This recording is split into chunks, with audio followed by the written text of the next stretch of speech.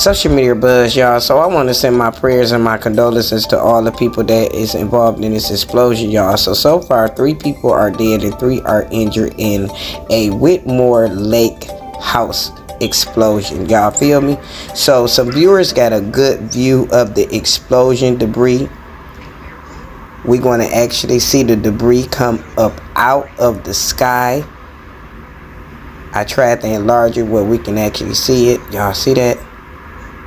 Oh my God, y'all. What